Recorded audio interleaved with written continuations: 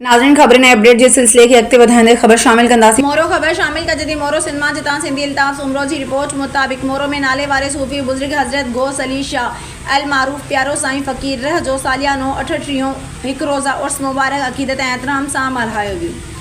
उन सिलसिले में दरगाह जे गादी नशीन बज़ में सूफ़ी सिंध जे सदर अदीब लेखक कालम निगार सूफ़ी ग़ुलाम मुस्तफ़ा कांदड़ो वली अहद जावेद मुस्तफ़ा कांदड़ो साफ़ी सिंधी अल्ताफ़ सुमरो मोहम्मद असजल कांदड़ो सूफ़ी हादी बख्श चांडियो ऐं फ़कीर फरहान सुमरो जी अॻवाणी में सूफ़ी रागिन जो संग कढियो वियो, जंहिंमें फ़कीरनि मुरीदनि अक़ीदतमंदनि शहरनि अदीबनि साफ़िन शाइरनि लेखकनि ऐं दुकानदारनि वॾे तादाद में शिरकत कई। संग मुख़्तलिफ़ हंधनि खां थींदो प्यारो साईं फ़कीर जी मज़ार ते पहुची दरगाह ते चादर चाढ़े दुआ घुरी वई। बाद में मुनक़द कयल तक़रीब खे ख़िताब कंदे दरगाह जे गादी नशीन सूफ़ी ग़ुलाम मुस्तफ़ा कांदड़ो ऐं वली अहद जावेद मुस्तफ़ा कांदड़ो चयो त दरगाहूं प्यारे मोहब्बत अमन जो दर्स ॾियनि थियूं। हिननि दरगाहुनि तां सूफ़ी अज़म ऐं इंसानियत जो पैगाम मिले थो।